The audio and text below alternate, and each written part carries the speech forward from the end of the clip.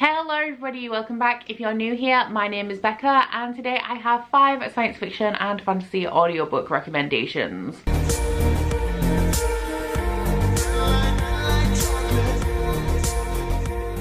So this video is going to be more suited to people who don't listen to a lot of audiobooks, think that maybe they don't like audiobooks, or are looking for a way to get into them. So if you are somebody who listens to a whole ton of audio, you're super familiar with it, then this may not be the recommendation video for you.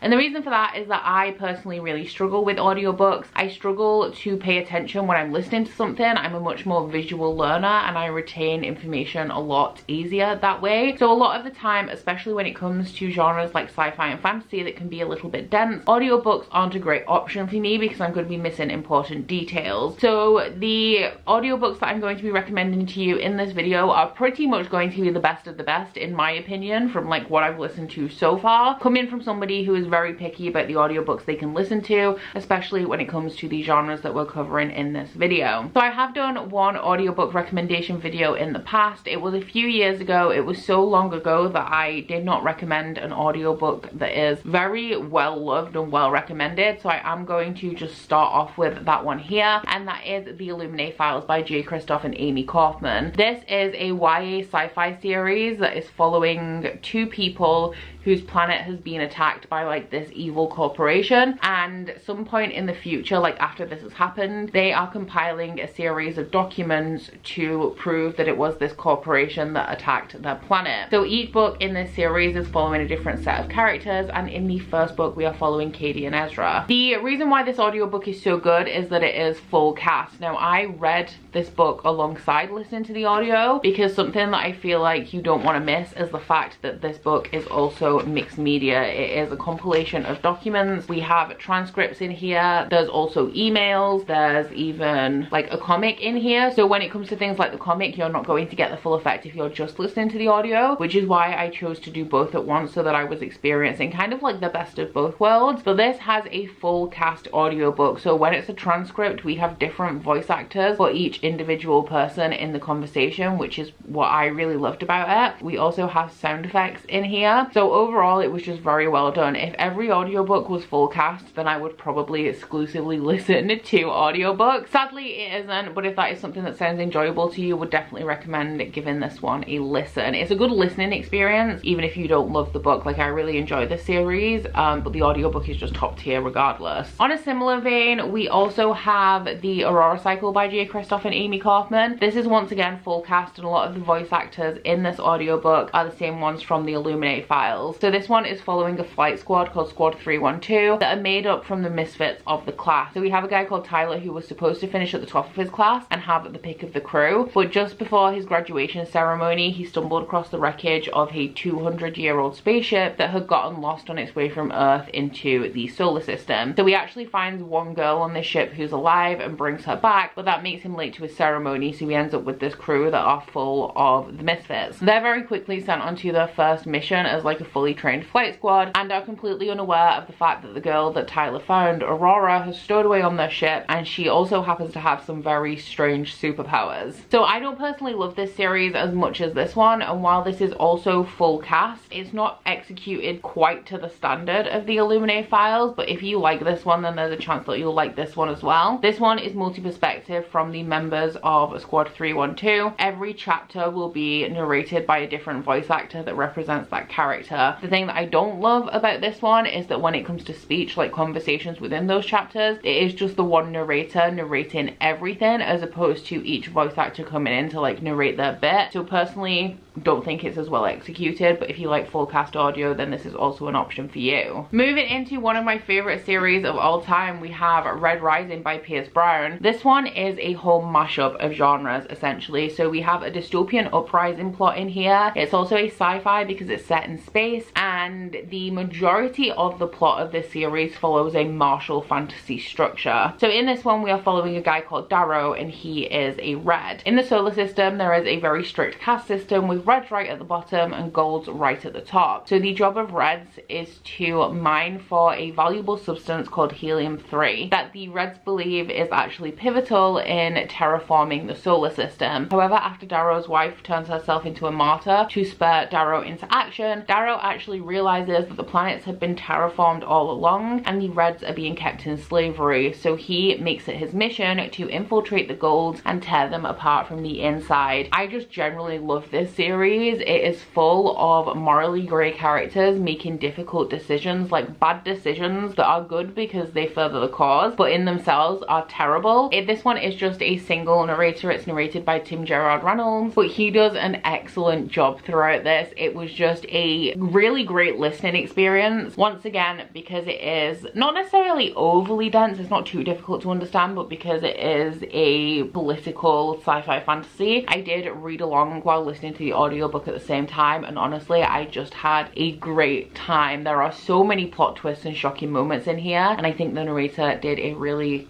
good job with this series as a whole. One that I'm actually still currently listening to but loving is the Greenbone Saga audiobooks, the first book being Jade City by Fonda Lee. I have read the first book. I'm currently halfway through the second and will be shortly moving into the third, and I haven't been having any difficulty just listening to the audiobook for this while I've been doing a jigsaw puzzle, as opposed to listening and reading along at the same time, although I have been doing that as well. And the narrator for this one, once again, is just a single narrator, and it is Andrew Kashino. So this one is an adult urban fantasy series. It's set on an island, and on this island they mine jade, which is a very valuable substance. Only the people who live on this island have the ability to harness jade, but those who can carry jade benefit from things like heightened speed, heightened strength, and they essentially use this as a symbol of status. So in here we are following the No Peak clan, who are fighting against the Mountain clan for control of the jade. This is essentially like a martial arts gangster story,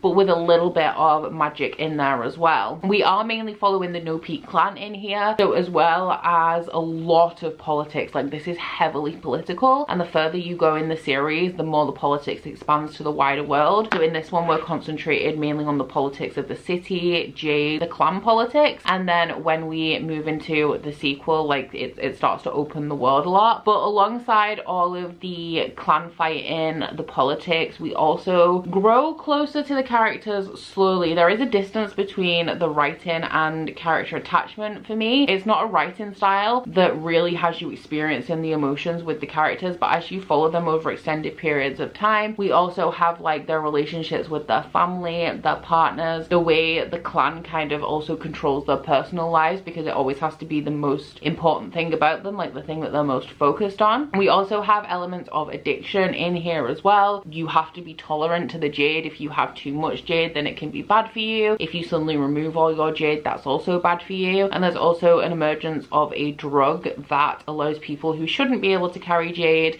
to become tolerant to it. So similarly to the Red Rising audiobook, we just have the one narrator here who does just an excellent job of telling the story. He has very distinct voices for the different characters. We have 4 main members of the No Peak clan that we follow in here, which are Lan, Shay, Hilo, and Andon, and he has very distinct voices for each of them, and it's just enjoyable to listen to and does a really good job of conveying the story. Another adult fantasy audiobook that I really love is the one for Rage of Dragons by Evan Winters. This one once again just has one narrator. It is narrated by Prentice Oniemi, and this actually has a very short audiobook, so full length is 15 hours and 30 minutes. I had no difficulty listening to this on 2.1 speed, I think, while I was reading along, so I got through this entire like massive book in like 6-7 hours. This one is following Tao, who lives on an island full of people who are chosen by the goddess, and they have magical abilities because of this. So it's a matriarchal society, and the women have the strongest powers. They can control the minds of dragons, they can summon dragons to fight for them, and they can also imbue men with super strength to help them defeat their enemies, which is essentially just the rest of the world. We have a noble class and a common class in here, and your place in society is very much defined on whether you have these magical abilities, whether you can channel the powers to be able to call down dragons, etc. And the more powerful you are, like, the higher your status in society. So Tao is one of the common people, and he knows that his role in society is to join the army to essentially just become fodder for the front lines of this endless war. When he starts to get closer to his childhood crush, he decides that this isn't a life for him, so he thinks up a way of how he can get out of his mandatory military service, up until something terrible happens to his community and his family, and he then finds himself on a single-minded path